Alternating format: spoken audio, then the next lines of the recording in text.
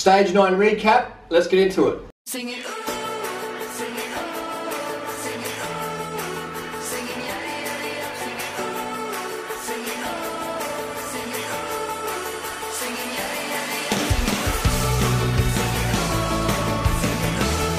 sing it, yada, yada, yada, sing it, oh, sing it, oh, sing it, oh, sing it, yada, yada, So we have Stage 9 Tour de France. Dan Martin crashes twice after Richie Porte crashed out.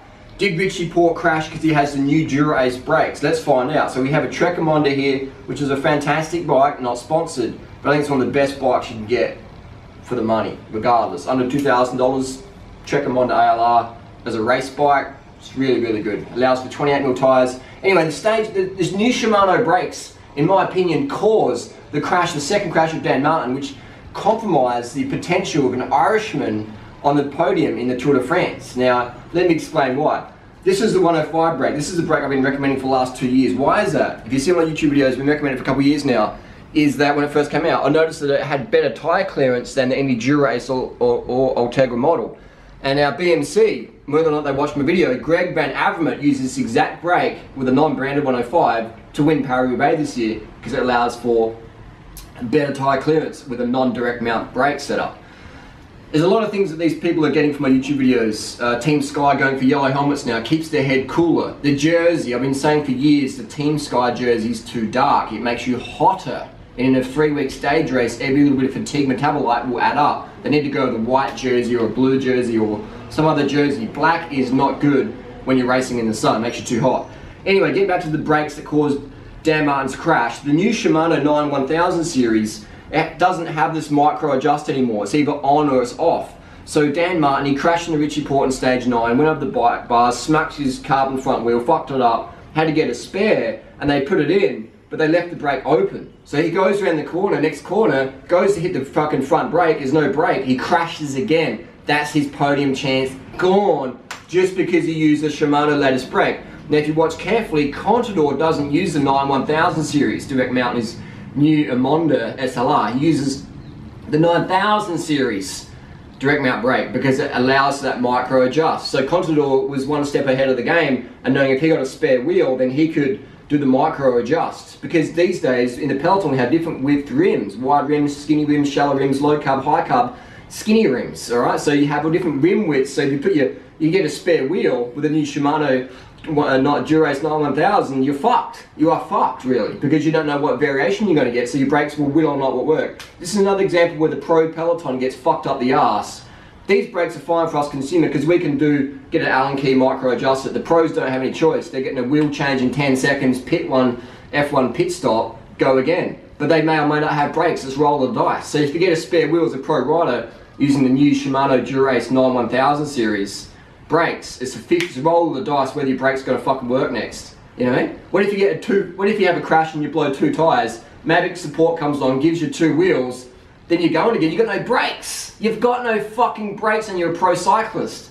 So this is insane how, this is proof that the pro peloton is still behind the game. They're not fucking as organised as you think.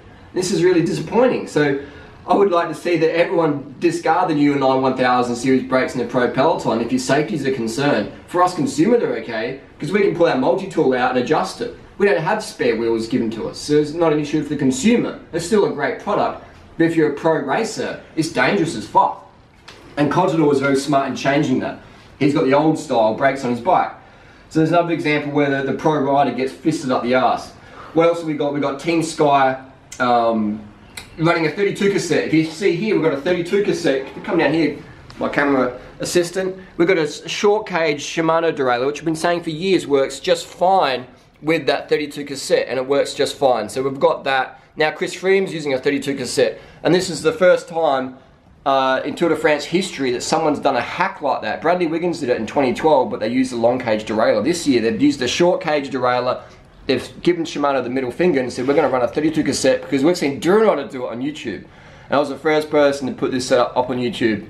Shimano America, Shimano Australia said it can't be done. And I said, guys, I'm doing it. And they're like, oh, well, You know, so now Chris Froome, Team Sky's doing it. So they're giving the big finger to Shimano, and I rate Shimano product, you know, but I don't rate how behind old school some people are with diet, nutrition, technology. It's like, this shit works. The 32 works fine with the long cage, short cage derailleur on a vertical dropout derailleur. If you're running an old Eddie Merckx horizontal, it may not work, but these long derailleur hangers work perfectly with that, so there's no need for that glaggy, slow shifting GS derailleur with just a 32. We're running 40 cassettes on these short cage derailleurs, but that's another video.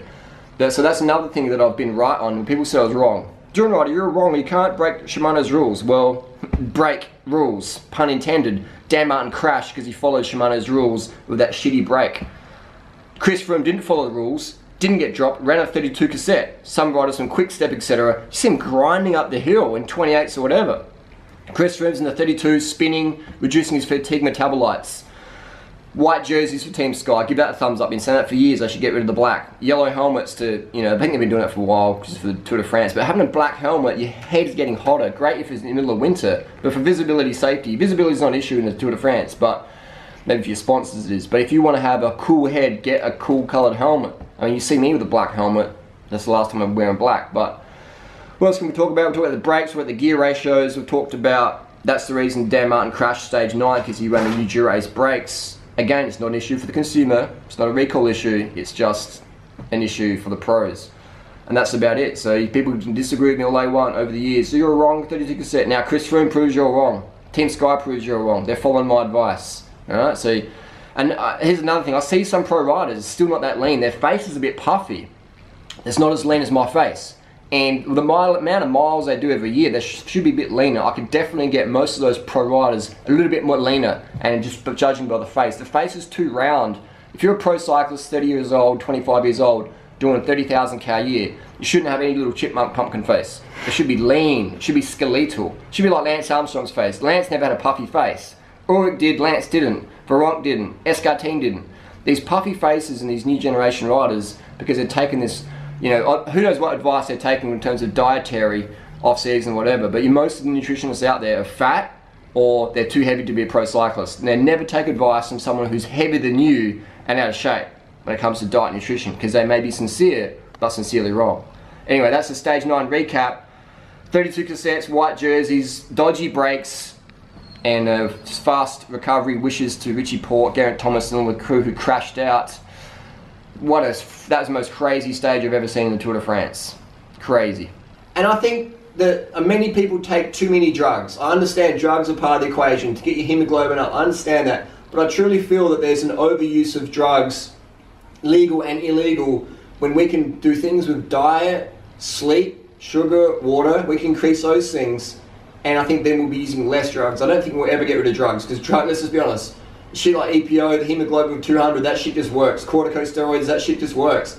But I feel that we're abusing these things, and the rider's health when they retire is compromised, and maybe their mental health when they actually are a pro rider is compromised as well, because a lot of those drugs have mental side effects. So I think if we look at ways we can improve diet, recovery, without drugs, you know, or less drugs, then we're going to see a lot better health and a lot more fun for the riders who are riding.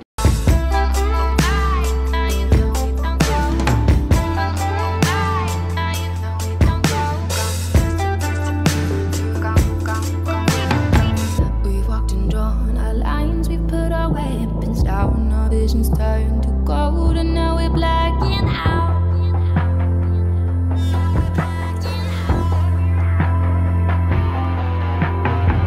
So we pull our feet through the gravel and stone, and the season's done, it's done to be unknown.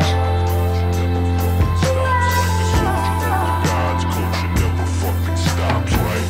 Imagine we are higher than the sparrows, casually we're breathing with the pharaohs. Tragically we fall just like the arrows.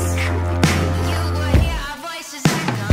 We are the hearts, we will never be apart. So